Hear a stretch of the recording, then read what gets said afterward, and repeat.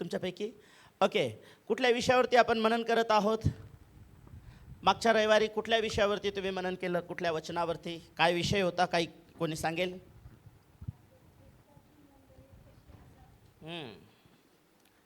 मंडळी कशी असली पाहिजे? किती लोक मंडळीचा भाग आहेत? हं?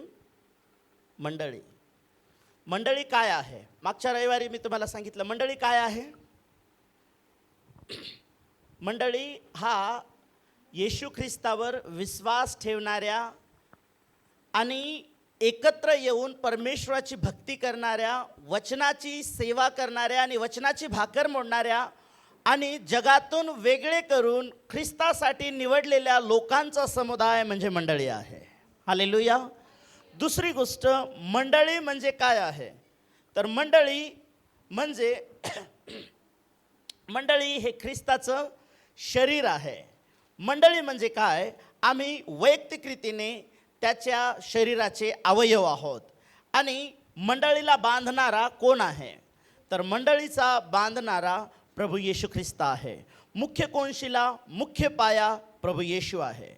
जर आम्ही ख्रिस्ताची मंडळी आहोत, आम्ही ख्रिस्ताचं शरीर आहोत, आम्ही ख्रिस्ताच्या शरीरातले अवयव आहोत आणि आम्ही येशू ख्रिस्ताची इमारत आहोत, आम्ही येशू ख्रिस्ताचं शरीर आहोत. आम्हाला बांधणारा प्रभू येशू आहे. जर मंडळीला येशू बांधत नसेल, म्हणजे एखाद्या व्यक्तीच्या जीवनाला तो मंडळीत आहे पण त्याला येशूला नाही बांधू द्यायचं त्याच्या जीवनाला, मग त्याला शैतान बांधतो आणि मग त्याला तो देवाच्या आत्म्याच्या आणि तो ना पाळकाच्या अधीन राहू शकत ना मंडळीच्या अधीन राहू शकत आणि मग तो एक मेंढपाळ एक कळप या कन्सेप्टमध्ये तो कधी चालू शकत नाही. तर देवाच्या लोकांनो, मंडळी हा ख्रिस्ताचं शरीर, त्याच्या वैयक्तिक रीतीने आम्ही त्याचे असलेले अवयव, त्याला बांधणारा प्रभू येशू ख्रिस्त आहे. आणि मंडळीचं मस्तक जो आहे तो येशू आहे. आम्ही जे मागच्या वेळेस जे आम्ही ऐकलंय, मंडळीचं मस्तक जो आहे तो येशू ख्रिस्त आहे. आणि जर मंडळीला येशू बांधत आहे तर येशू ख्रिस्त म्हणाला, आता त्या मंडळीच्या विरोधात मरणाचं आणि अधोलोकाच्या द्वाराचं, जादूटोण्याचं, तंत्रमंत्राचं काहीच चालणार नाही. कारण सत्ता गाजवणारा आणि त्या मंडळीला बांधणारा कोण आहे? प्रभू येशू आहे. का सत्ता? आता शैतान मंडळीवर सत्ता नाही गाजवू शकत. ज्यावेळेस एक व्यक्ती ज्यावेळेस मंडळीचा भाग बनतो, एक व्यक्ती येशूवर विश्वास ठेवतो, वचनाचा स्वीकार करतो. मंडळी म्हणजे काय नेमकं? मंडळी म्हणजे फक्त चर्चमध्ये आला आणि कोणीतरी सांगितलं की बाप्तिस्मा घेतला की भूतं निघून जातात. तर अशा लोकांमधले भूतं निघत नाहीत, जास्त शिरतात त्यांच्यामध्ये, कारण त्यांचा कन्सेप्ट चुकीचा आहे. कारण बाप्तिस्मा कोणी घेतला पाहिजे? तर मी मागच्या वेळेस तुम्हाला सांगितलं, प्रेषितांचं कृत्य 2 अध्याय आणि 41 वचनामध्ये लिहिलं की ज्या लोकांनी संदेशाचा, वचनाचा स्वीकार केला. जर तुम्हाला वचन स्वीकारलं जात नाही, वचन स्वीकारणं म्हणजे काय? जी ख्रिस्ताची शिकवण आहे, जे वचन आहे ते मला मान्य आहे, मी त्याबरोबर ॲग्री आहे, असे लोक बाप्तिस्मा घेतले पाहिजे. एक वेळा मी ज्यावेळेस बाप्तिस्मा घ्यायचा असला, आम्ही क्लास घेत असतो वेगळा, आणि मी मागे दिवसांमध्ये एकदा बाप्तिस्मा घेणाऱ्या लोकांना प्रश्न केले, तुम्ही का बाप्तिस्मा घेत आहात? बऱ्याच लोकांना उत्तर नाही सांगता आलं. तर एका आंटीने सांगितलं, हेच आमच्यावर जे काही इडापिडा आहे, जादूटोणा आहे, बंधनं आहेत, हे निघून जायला पाहिजे. मग मी त्यांना म्हटलं, एक काम करा, बाप्तिस्मा घेऊ नका. कारण बाप्तिस्मा घेतल्यामुळं भूतं निघत नाहीत, येशूला जीवनात घेतल्यामुळं शैतानाची कार्य आमच्या जीवनातून नष्ट होतात. येशूची शिकवण ज्यावेळेस तुम्ही फॉलो करता, येशूला तुम्ही अनुसरता, त्यावेळेस परमेश्वराचं कार्य तुमच्या जीवनामध्ये घडायला लागतं. आमेन, हालेलुया. ओके, तर आज मला तुम्हाला आणखीन दुसऱ्या भागाकडे घेऊन जायचं आहे. मंडळी काय आहे आणि त्या मंडळी, आजचा जो टॉपिक आहे, मंडळी काय आहे आणि त्या मंडळीत आम्ही कसं असलं पाहिजे, कसं वागलं पाहिजे, ह्या 2 गोष्टी. मंडळी आम्हाला कळाली, पण मंडळी कोण आहे? हॅलो, मंडळी कोण आहे? कोण आहे? मंडळी म्हणजे कोण आहे? मी शिकवते ते समजतं का? मग मी विचारतो, ते मला का नाही समजेना तुमच्याकडून? मंडळी म्हणजे काय? मी आत्ताच सांगितलं, मंडळी म्हणजे काय? परत एकदा म्हणा, ज्या लोकांना देवानं निवडलंय, ज्यांना जगातून वेगळं केलंय, ज्या लोकांनी येशूला स्वीकारलंय असे लोक जे एकत्र येतात, परमेश्वराची भक्ती करतात आणि परमेश्वराच्या वचनाचं मनन करतात आणि त्याच्यासोबत चालतात, अशा लोकांचा समुदाय म्हणजे मंडळी. मंडळी म्हणजे काय? ते कोण आहेत? ते कोण आहेत? मंडळी म्हणजे कोण आहे? बोला, मी मंडळी आहे. मी ख्रिस्ताचं शरीर आहे. मी ख्रिस्ताचा अवयव आहे. हे ध्यानात ठेवा. नाही तर पुढे पाठ आणि मागे सपाट. तुम्हाला जर माहीत नसेल तर तुम्हाला ते पाळता येणार नाही. सांगा बरं आता, कोण कोण सांगेल मला मंडळी म्हणजे काय? आता मला, मी जसं तुम्हाला आता सांगितलं तसं कोण कोण आहे जे मला सांगू शकेल मंडळी म्हणजे काय?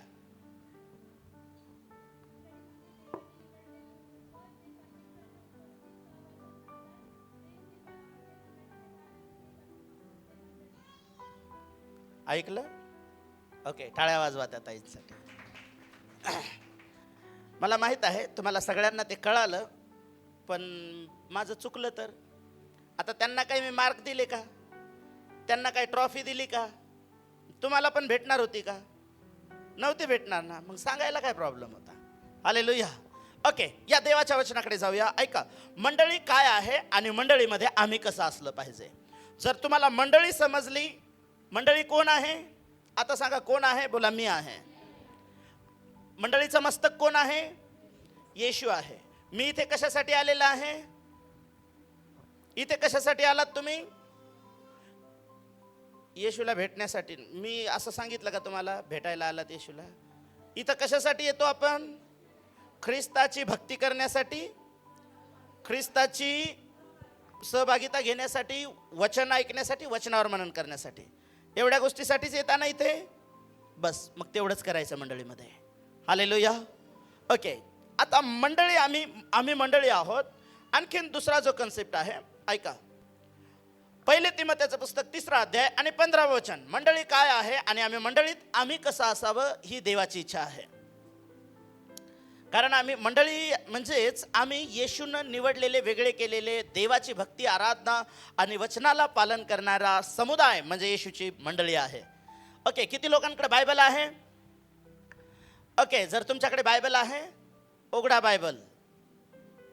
पहिले तिमोथी 3 अध्याय वचन 15.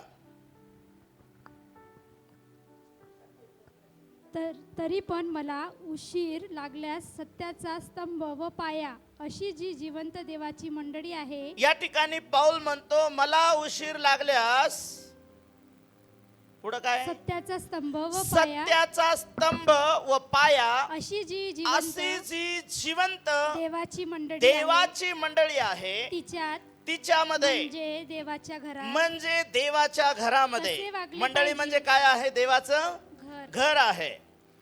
त्या घरामध्ये कसे वागले पाहिजे, तुम्ही कसं वागलं पाहिजे हे तुम्हाला समजलं पाहिजे. हालेलुया. मंडळी काय आहे? मंडळी आमच्या पप्पाचं घर नाही, आमच्या स्वर्गातल्या पप्पाचं घर आहे. हालेलुया. Praise the Lord. आणि आमच्या घरात आम्ही कसे वागतो?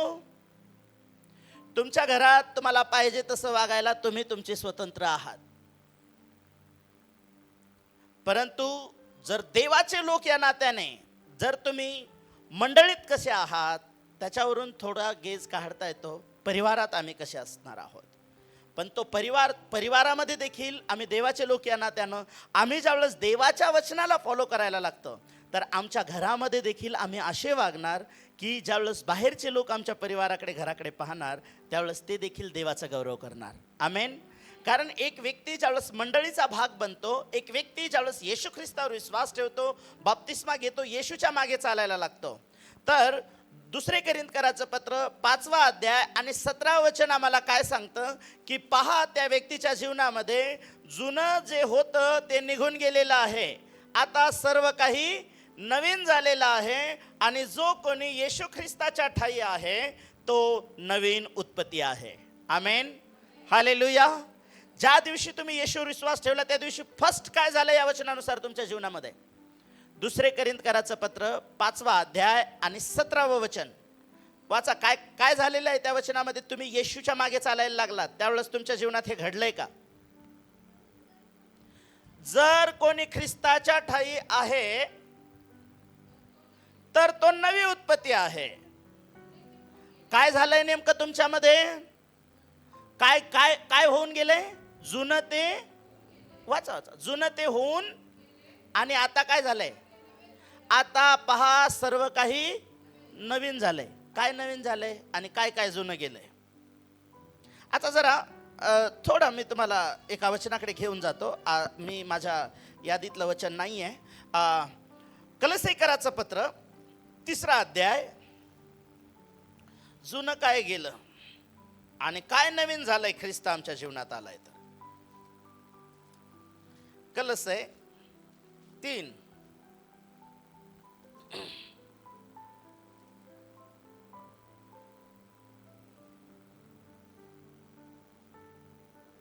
7व्या वचनापासून पुढे 6व्या वचनापासून पुढे. त्यामुळे आज्ञा मोडणाऱ्या लोकांवर देवाचा कोप होतो.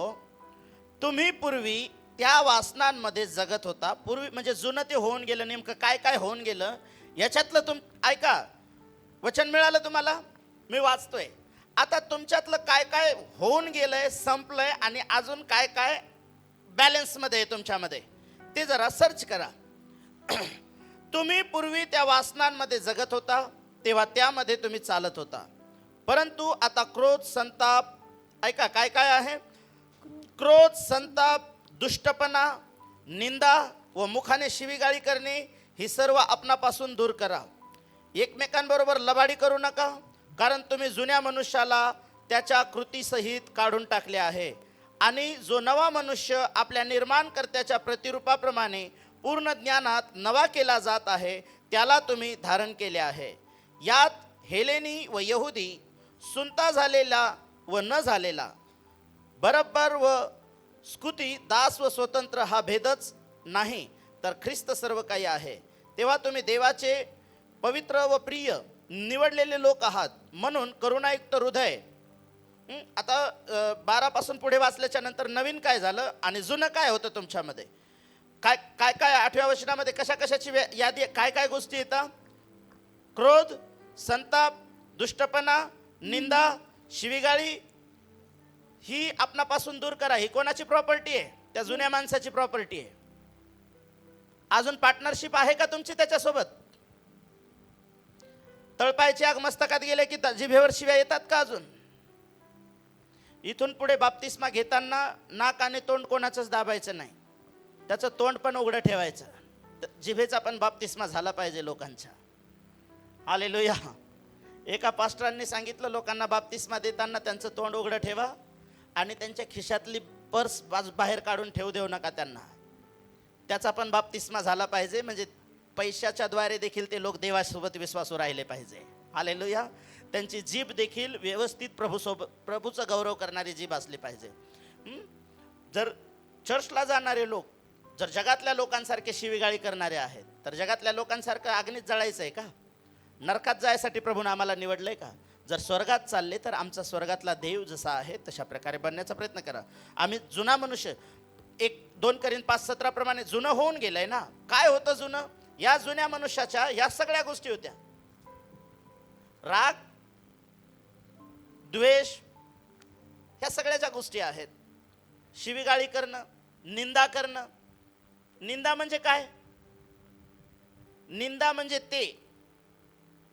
त्या व्यक्तीबद्दल तुम्ही तिथं बोलत आहात जिथं तो व्यक्ती अस्तित्वात नाही, आणि त्या माणसाच्या बाबतीत जर तुम्ही काही चुकीचं बोलताय म्हणजे तुम्ही त्याची निंदा करत आहात. हालेलुया. ही जुन्या माणसाची प्रॉपर्टी आहे आणि तुम्ही ख्रिस्तामध्ये आहात. जर ख्रिस्तामध्ये आहात तर ह्या गोष्टी तुमच्यामधून जुन्या माणसाच्या कृतीसहित बायबल सांगतं तुम्ही काढून टाका.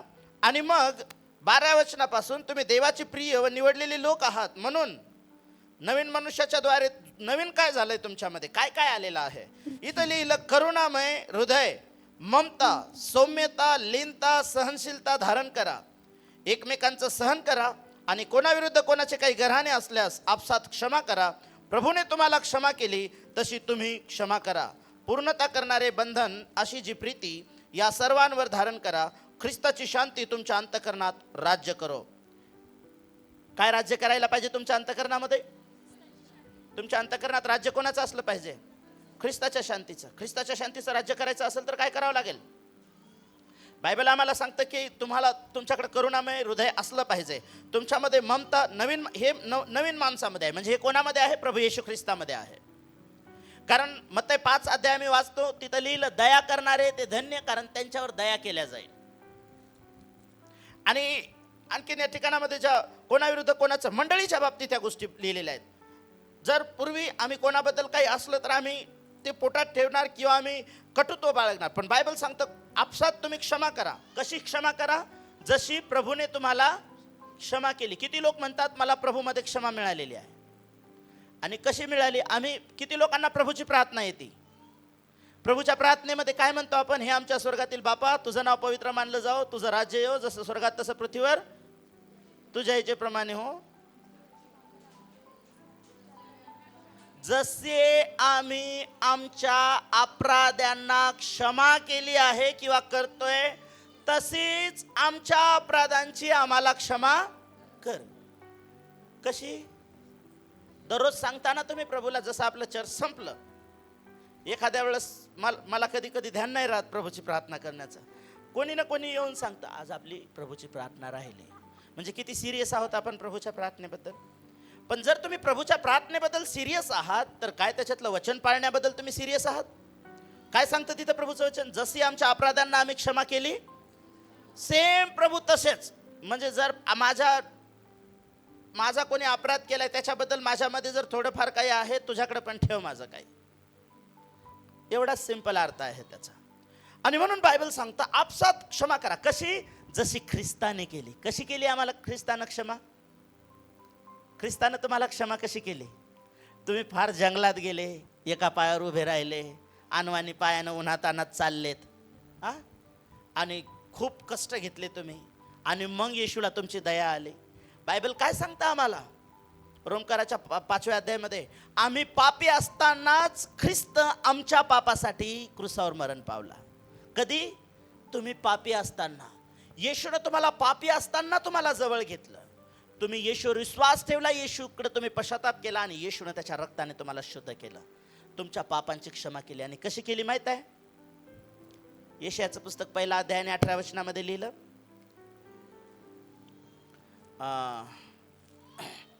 कसं आहे? तेच आहे का वचन? जरा वाचा बरं. यशाया 1 अध्याय आणि 18 वचन.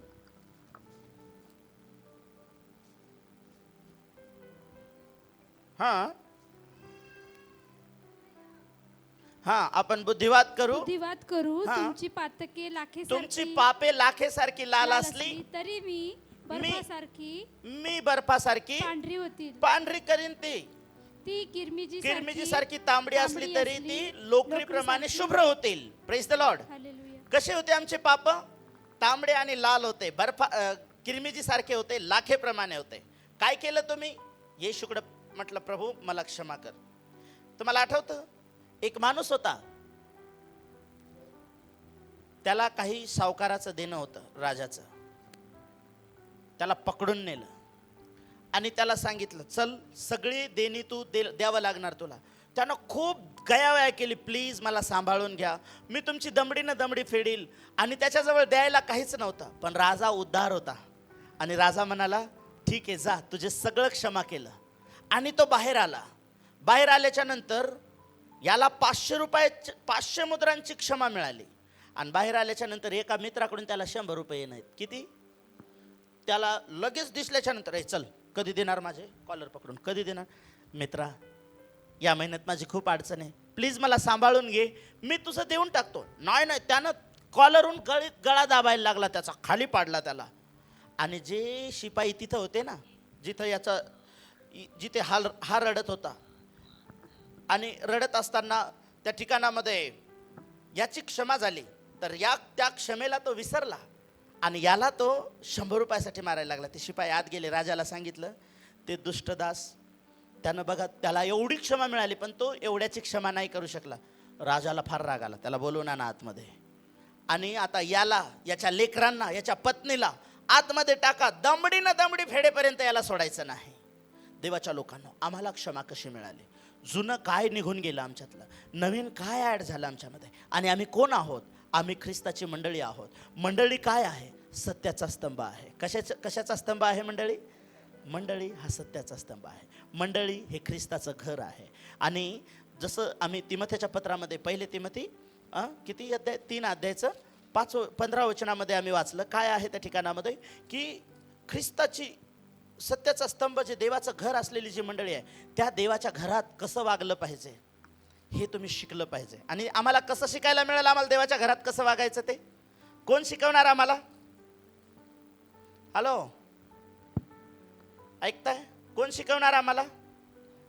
परमेश्वराचं वचन आम्हाला शिकवणारा आहे. देवाचा आत्मा देवाच्या वचनातून आम्हाला शिकवणारा आहे. Praise the Lord. तर ओके, तर देवाच्या मंडळीत आम्ही कसं वागलं पाहिजे हे आम्ही शिकलं पाहिजे.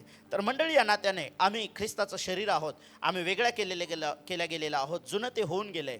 आणि म्हणून दुसरी गोष्ट, मंडळी जी आहे, मत्तेचं शुभवर्तमान 21 अध्याय आणि त्याचं 13वं वचन, त्या ठिकाणामध्ये प्रभू म्हणाला, माझं जे मंदिर आहे ते प्रार्थनेचं घर म्हटलं जाईल. ख्रिस्ताची जी मंडळी आहे, तुम्ही ज्यावेळेस एकत्र येता, तुम्ही कोण आहात? बोला, मी प्रार्थनेचं घर आहे.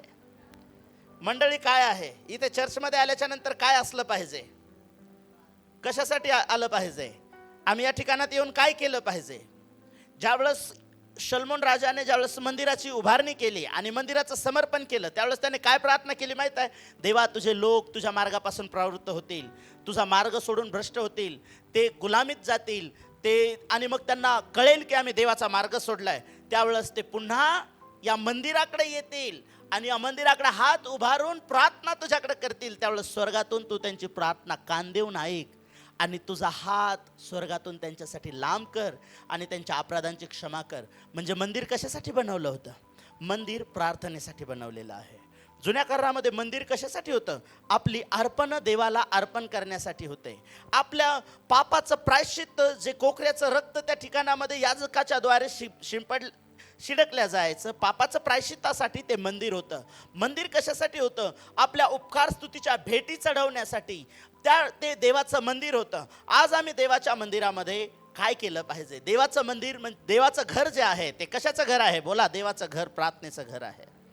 मंडळी ही प्रार्थनेचं घर आहे. मग ज्यावेळेस तुम्ही मंडळीमध्ये येता तर तुम्ही काय केलं पाहिजे? तर परमेश्वराचं वचन आम्हाला जसं सांगतं की मत्ते 21:13 मध्ये की देवाचं घर हे मंडळी जे आहे हे प्रार्थनेचं घर आहे. तर इथे ज्यावेळेस तुम्ही येता, किती लोक आज सगळ्यात अगोदर कोण आला चर्चमध्ये? ओके, 4 लोक आज. अरे बापरे, सगळ्यात उशिरा आलेलं कोण आहे? हालेलुया. ओके, मला तुम्हाला किती वाजता आलेत, किती वाजता गेलेत, मला एवढंच सांगायचं आहे, देवाच्या घरात कसं राहायचं ते वचनातून शिका. तुम्ही लवकर आलात, आता आज काय केलं हे मला तुम्हाला काहीच विचारायचं नाही. पण देवाचं घर काय आहे? प्रार्थनेचं घर आहे. चर्चमध्ये आल्याच्या नंतर काहीच विचारू नका, कसा गेला तुमचा आठवडा? चर्च सुटल्यावर खाली गेल्यावर विचारा. Praise the Lord. मंदिरामध्ये गप्पा मारत बसू नका. मंदिरामध्ये इकडे तिकडे पाहत बसू नका. मंदिरामध्ये तुमचा परमेश्वरासोबत तुमचं नातं असलं पाहिजे. परमेश्वराकडे पहा, प्रार्थनेमध्ये वेळ घालवा. कारण हे ठिकाण जे आहे हे प्रार्थनेचं ठिकाण आहे, हे प्रार्थनेचं घर आहे. या ठिकाणात ज्यावेळेस तुम्ही प्रार्थना करता, स्वर्ग तुमच्या प्रार्थना ऐकत असतं. स्वर्गदूतांची, प्रभूची उपस्थिती या जागेमध्ये आहे. Hallelujah, praise the Lord. आणि ज्यावेळेस तुम्ही देवाच्या घरामध्ये कसं वागायचं आहे तुम्हाला, ऐका, उपदेशकाचं पुस्तक 5वा अध्याय आणि फार महत्त्वाच्या काही गोष्टी या वचनामध्ये लिहिलेल्या आहेत. मी तुम्हाला शिकवत आहे, आम्ही मंडळी या नात्याने आम्ही देवाच्या घरामध्ये आम्ही कसं राहिलं पाहिजे, काय आमची कर्तव्य असली पाहिजे देवाच्या घराविषयी, मंडळीविषयी वैयक्तिक रीतीने आम्ही कसं जगत आहोत, काय करत आहोत, आम्ही काय केलं पाहिजे. उपदेशकचं पुस्तक नीतिसूत्राच्या नंतर 5वा अध्याय, पहिला अध्याय, 5 अध्याय. आणि वचन 1, तू देवाच्या मंदिरी जातोस तेव्हा सांभाळून प्रभूचं वचन सांगतं, ज्या वेळेस तू देवाच्या मंदिरात जातोस त्यावेळेस सांभाळून पाऊल टाक. सांभाळून पाऊल टाक. बोध श्रवण करण्यास तू समीप ज्या वेळेस वचन ऐकायला जात आहेस, बोध श्रवण करत आहेस म्हणजे काय करत आहेस? देवाची प्रार्थना वचन ऐकत असताना बोध श्रवण करण्यासाठी समीप जाणे हे मूर्खाच्या बली हवनापेक्षा बरे. हालेलुया. आपण बस ऐका, इथे लिहिलं ज्यावेळेस देवाच्या मंदिरात जातात, बायबलमध्ये लिहिलं की फार आदरयुक्त भयानं आपण प्रभूच्या मंदिरामध्ये आलं पाहिजे. कसं पण आपलं मामाच्या घरी आल्यासारखं नाही यायचं मंदिरामध्ये. प्रभूच्या भवनात येतोय आम्ही. हालेलुया. प्रभूच्या भवनाविषयी जर तुम्ही सिरियस व्हाल, बायबल सांगतं जे लोक माझा आदर करतात मी त्या लोकांचा आदर करतो. तुम्ही या ठिकाणामध्ये येता, भलं हा आपला किरायाचा हॉल असेल, पण इथे प्रभूची उपस्थिती आहे. हा किरायाचा हॉल रिकामा झाल्यानंतर आहे, पण ज्यावेळेस तुम्ही एकत्र येता ही देवाची मंडळी आहे, हे देवाचं भवन आहे. या ठिकाणामध्ये स्वर्गातला देव वास करतो. 2 किंवा 3 लोक एकत्र येतात तिथे प्रभू आहे. आमेन. आणि म्हणून प्रभूच्या भवनामध्ये येत असताना जपून पाऊल टाका. काय काय जपून पाऊल टाका? मी प्रभूची भक्ती करण्यासाठी जात आहे. मी माझ्या अपराधांची क्षमा प्रभूला मागण्यासाठी, पश्चातापी हृदयानं प्रभूची भक्ती करण्यासाठी मी तिथे जात आहे. दुसरं वचन काय सांगतं? 2 वचन 5 अध्यायचं. बोलण्याची घाई करू नको. मंदिरात बोलण्याची घाई करू. देवासमोर कोणताही उद्धार तोंडा वाटे काढण्यास आपले मन उतावळे करू नको. उद्गार. उद्गार. मंदिरामध्ये ना आपले शब्द देखील, आपलं बोलणं, आपल्या प्रार्थना देखील, प्रभूनं प्रार्थनेच्या बाबतीत काय शिकवलं? ढोंग्यासारख्या प्रार्थना करू नका. जसे अन्य लोक व्यर्थ बडबड करतात आणि त्यांना वाटलं मग आपली प्रार्थना ऐकल्या जाईल, आपला प्रभू तसा नाही. प्रभूचं वचन आम्हाला सांगतं की जे उद्गार, तुमचं बोलणं थोडकं असलं पाहिजे, तुमचं बोलणं कामापुरतं असलं पाहिजे, आणि तुमचं बोलणं मिठानं रुचकर केलेल्या पदार्थाप्रमाणे देवाच्या भवनामधलं असलं पाहिजे. म्हणजे हे जर तुम्ही कराल तर तुमचं ऐकणाऱ्यांना देखील तुमच्या शब्दाच्या द्वारे कृपादान मिळाली पाहिजे. नाहीतर नीतिसूत्राचा लेखक म्हणतो, एखादा माणूस असा बोलतो जसा तलवार भोसकून जाते. तुमचे शब्द काय आहेत माहिती आहे? तुमचे शब्द तलवार आहेत. तुमची जीभ काय माहिती आहे? याकोबाच्या पत्रात लिहिलं तुमच्या जिभेबद्दल, आमची जीभ म्हणजे अनितीचं भवन, नरकाची पेटलेली आग, इतकी आग लावणारी आहे जीभ. आणि म्हणून देवानं तिला इतकं सुरक्षित ठिकाणी ठेवलं, 32 पहारेकरी दिलेत तिला, आणि इतकी ज्वलनशील आहे म्हणून नेहमी ओली ठेवलेली आहे, तरी पण एवढी आग लावते. Praise the Lord. म्हणून का कमी बोललं पाहिजे? आम्ही देवाच्या भवनामध्ये मोजकच का बोललं पाहिजे? प्रभूचं वचन सांगतं तुम्ही जपा बोलण्याच्या बाबतीत, कारण तुमच्या शब्दांच्या द्वारे तुमचा न्याय होणार आहे बरं का. आणि का, परत पुढे वाचा, का आम्ही जपून शब्द वापरले पाहिजे? कारण देव स्वर्गात आहे हा, आणि तू तर पृथ्वीवर आहेस. स्वर्गातल्या सारखं नका वागू. म्हणून देव कुठे आहे? तुम्ही कुठे आहेत? मग तुम्हाला जास्त कळतं का देवाला? हालेलुया. Praise the Lord. म्हणून तुझे बोल, म्हणून तुम्ही शांत राहा आणि देवाला बोलू द्या. योबाचं पुस्तक जर वाचलं ना तुम्ही, योब एकाही मित्राला ऐके ना बोलायला, आणि मग ज्यावेळेस 41 अध्यायामध्ये एका वावटळीमध्ये परमेश्वर आला त्याच्या पुढे, आणि परमेश्वर उभा राहिला, आणि प्रभू म्हणला, लय वेळचा बोला लागलास रे, खूप बडबड करायला लागलास, पृथ्वीचा पाया घातला होता तेव्हा तू कुठं होतास? काय लोक असे करतात ना कधी कधी, जे ऐकलं जे बोललं कुठे होतास? त्यावेळेस तो काय म्हटला माहितीये? तो शांत उभा राहिला, म्हटला प्रभू आता मी माघार घेतो आणि मी शांत राहतो. आतापर्यंत जे बोललो मला क्षमा कर, आता तू बोल आणि मी ऐकतो. मंदिरात येता त्यावेळेस काय करा? प्रभूला म्हणा, प्रभू तू बोल आणि मी हे जर तुम्ही स्टेटमेंट केलं तर काय होईल माहिती आहे? शमूएलाला आवाज आला, शमूएल शमूएल. एलीकडे गेला, मला बोलवलं नाही, गपचिप जाऊन झोपला. असं नाही म्हणलं, जर तुम्ही नाही बोलवलं तर मग मला आवाज आला कुठून? आणि कोणाचा होता? इथं शैतान बितान तर नाही आला. जास्त बोललं की काय होतं माहितीये? देवाच्या भवनामध्ये जखरिया गेलता देवाच्या भवनात. याजक होता, महायाजक. देवाची सेवा करायला लागला. गॅब्रिएल देवदूत तिथं उभा राहिला. जखरिया, तुझी प्रार्थना ऐकण्यात आलेली आहे.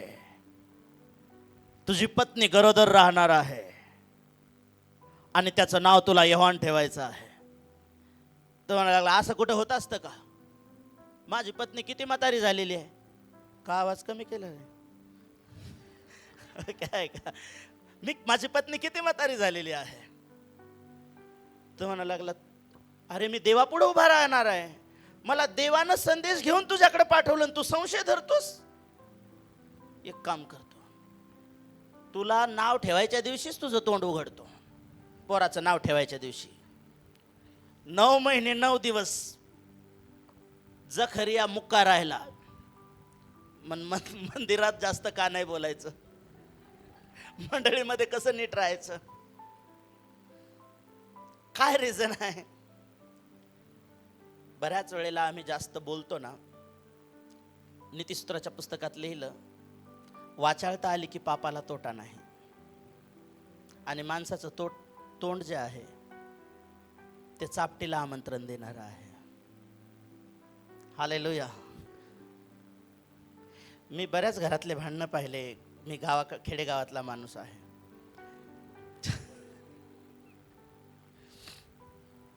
तिकडे नवरा बायकोंचे खूप भांडणं होतात. ते एकमेकांना, म्हणजे एकमेकांना नाहीत पण नवरा बायकोला मारतो. नवरा बिचारा गपचिप बसलेला असतो. हिचं जे तोंड चालतो, अगं शांत राहा ना, आणखीन जास्त बोलते. अगं गप ना, आणखीन शांत. मग म्हणतो आता लय झालं. मग चालू होतं. हालेलुया. बोलण्याचे दुष्परिणाम सांगत आहे मी तुम्हाला. तुमचा देव स्वर्गात आहे, तुम्ही पृथ्वीवर आहात. बऱ्याच वेळेला आम्ही एक्स्ट्रा वाचाता केल्यामुळे आम्ही कधी कधी देवाच्या वचनाच्या विरोधात बोलू शकतो, सेवकाच्या विरोधात बोलू शकतो, मंडळीतल्या इतर लोकांच्या विरोधात बोलू शकतो, आम्ही वचनाच्या विरोधात बोलू शकतो. वचन ऐकलं ना, जस्ट विचार करा. काही गोष्टी कधी कधी आपल्याला असं असतं, शैतान म्हणतो हे कसं काय, हे बरोबर नाही. ठीक आहे, प्रभूसोबत मी संवाद करीन आठवडाभर. परमेश्वर तुम्हाला आणखीन पुढच्या आठवड्यात कदाचित त्याच विषयाला धरून बोलेल, तुम्हाला कन्फर्मेशन देईल. हालेलुया. म्हणून 4थं वचन काय सांगतं आणखीन देवाच्या भवनामध्ये वागण्याबद्दल?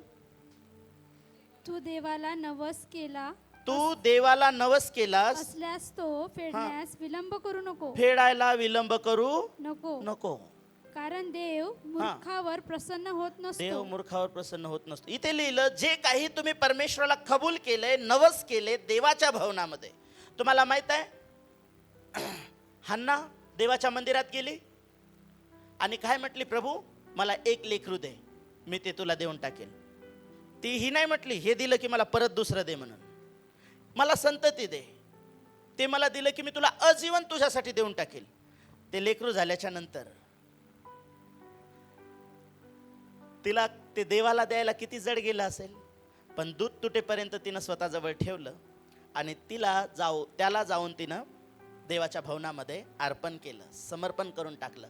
आणि देवाचा तो खूप मोठा संदेष्टा बनला, त्याचं नाव शमूएल झालं. हालेलुया. बऱ्याच वेळेला आम्ही हन्ना सफीराच्या सारखं आम्ही बोलतो, पण अनेक गोष्टी आम्ही करत नाही. हन्नेनं आपल्या देवाच्या भवनात बोललेला शब्द जो आहे, देवाच्या भवनात बोलली की प्रभू मला हे दे, मी असं वागेल. देवानं तिची प्रार्थना ऐकली मंदिरामधली आणि देवानं तिला काय केलं, संततीचा आशीर्वाद दिला. तिनं तो देवाला दिला आणि देवानं तिला परत 7 लेकरं दिले. हालेलुया. पण योहानाच्या शुभवर्तमानामध्ये 5व्या अध्यायामध्ये ज्यावेळेस तुम्ही येता, 2 नवरा बायको आहेत, हन्ना आणि सफीरा. सगळेजण चर्चमध्ये एक दिवस डोनेशन जमा करणं चाललंय, याच्या भाषेत सांगायचं. हा परिवार म्हणतो माझी 5 एकर शेती आहे, मंडळीच्या नावी केली. तो म्हणतो माझा बंगला आहे, मंडळीच्या नावी करून दिला. कारण त्या काळात लोक असं देत होते मंडळीसाठी. आणि मग बायबल आम्हाला सांगतं की त्यांनी देखील ठरवलं दोघा नवरा बायकोन आपण पण देऊ. सगळे लोक द्यायला लागले, आपणच का मागं राहायचं. आणि मग त्यांनी जमीन विकली. ती जमीन त्यांनी ठरवली होती विकायची आणि येणारा पैसा कुठं द्यायचा आहे? मंदिरामध्ये द्यायचा आहे, मंडळीसाठी द्यायचा आहे. विकस्तोर फक्त काय होतं त्यांच्याकडं? जमिनीचा तुकडा. विकल्याच्या नंतर काय आलं? त्या जमिनीचे पैसे. आणि मोजताना असे भारी बंडलं दिसायला लागले. बायको नवऱ्याला म्हणले, ऐका ना, पास्टरला थोडी माहिती आपली जमीन कितीला विकली. त्यांच्या मंडळीचा पास्टर कोण होता? पेत्र. पास्टरला थोडी माहिती आपल्याला किती पगार आहे. आपल्या मनानं दशांश पाहिजे तेवढा टाकू आपण. ऐका, देवाच्या भवनामध्ये ज्यावेळेस तुम्ही आहात, त्यांनी काय केलं? आपण देऊ भवनामध्ये या गोष्टी कबूल केल्या. नंतर झालं काय? पैसे आल्याच्या नंतर काही भाग ठेवून घेतला संगनमताने दोघा नवरा बायकोनी. आणि ते गेले पेत्राला, पास्टर प्रेज द लॉर्ड, आम्ही काल म्हटलं होतं ना जमिनीला चांगलं गिराईक मिळालं, विकलं, हे घ्या. पेत्र म्हणाला, अनन्या एवढ्यालाच विकली का जमीन? पास्टर बस का आता, मी एवढ्या दिवसापासून चर्चमध्ये, तुम्ही मला ओळखलंच नाही अजून, एवढ्यालाच विकली. पेत्र काय म्हणाला माहिती आहे? पेत्रा, तू देवाच्या आत्म्याच्या हनन्या, तू देवाच्या पवित्र आत्म्याच्या विरोधात लबाडी करावी म्हणून शैतानानं तुझं मन का भरवलंय? का संधी दिली तू शैतानाला? म्हणजे देवासाठी आम्ही काही बोलतो ना, मंदिरामध्ये काही करण्यासाठी, आम्ही करू नये म्हणून शैतान आमचं मन भरवतो या वचनानुसार, आणि आम्ही त्याला संधी देतो. आणि तू हे का केलंस? तो म्हटला, नाही हो पास्टर, नाही, ठीक आहे. टपकन पडला पेत्रा आणि मेला. नवऱ्याला उशीर व्हायला लागला म्हणून सिस्टर आल्या. पास्टर मिस्टर आले होते ना माझे, पैसे जास्त होते त्यांच्याजवळ, पोहोचले का नाही इकडे? इकडे नाही, ते डायरेक्ट तिकडे पोहोचलेत. Praise the Lord. कुठे? तिला पण संधी दिली. एवढ्यालाच विकले होते पास्टर, तेवढ्यालाच विकली होती. तू पण देवाच्या आत्म्याच्या विरोधात लबाडी करते. तुझ्या नवऱ्याला पुरायला गेलेत लोक, ते तरुण येतील आणि तुलाही घेऊन जातील. खटकन पडली, मेले. विचार करा, आज जर असं मरण आलं असतं तर कुठं नेलं असतं? ससूनला नेलं असतं अगोदर. तिथं काय केलं असतं? पोस्टमॉर्टम. पोस्टमॉर्टममध्ये कॉज ऑफ डेथ काय आलं असतं? मरणाचं कारण काय आलं असतं? Heart attack. हालेलुया. हृदय नीट ठेवा प्रभूसोबत, त्याला अटॅक येणार नाही. Praise the Lord. प्रभूचं ते प्रभूला द्या. संतोषाने करा. जे काही करायचं ते आनंदानं करा. कुरकुरत करावं लागत असेल त्याच्या परता नाही बोललेलं, पुढच्या वचनात लिहिलं, नाही बोललं ते परवडलं. जर बोलताय ते खरा. जर ज्यावेळेस तुम्ही कराल, परमेश्वर तुमच्यासाठी अधिक करेल. हन्नाने बोललं आणि 1 लेकरू प्रभूच्या भवनात दिलं, देवाने तिला 7 लेकरं दिली. परमेश्वर म्हटला, तुम्ही ज्यावेळेस तुमच्या कमाईचा दावा बागानाल, मी आकाश कपाट उघडेल, जागा पुरणार नाही असा आशीर्वाद देईल. हालेलुया. जो देतो त्याला दिल्या जातं, जो पेरतो तो कापणीचा हकदार आहे. Praise the Lord. हालेलुया. म्हणून देवाच्या भवनामध्ये काय काय सांगितलं मी तुम्हाला आज? जुन्या गोष्टी काढा आपल्यामधून, नवीन गोष्टी आपल्यामध्ये येऊ द्या. त्या काय आहेत? घरी जाऊन कलेसेकराच्या पत्रामध्ये 3ऱ्या अध्यायाला वाचा. दुसरी गोष्ट मी तुम्हाला काय सांगितलं की परमेश्वराच्या घरामध्ये तुम्ही येता त्यावेळेस प्रार्थना करणारे बना, प्रार्थना योद्धे बना. तिसरी गोष्ट मी तुम्हाला सांगितलं की परमेश्वराच्या घरात येताना आपलं पाऊल जपून टाका. परमेश्वराच्या घरात येता त्यावेळेस आपले शब्द जपून वापरा. परमेश्वराच्या घरात ज्यावेळेस तुम्ही येता त्यावेळेस आपले नवस फेडण्यासाठी तुम्ही नेहमी सज्ज असा. Praise the Lord. उभं राहूया, प्रार्थना करूया. या विषयाला मी कंटिन्यू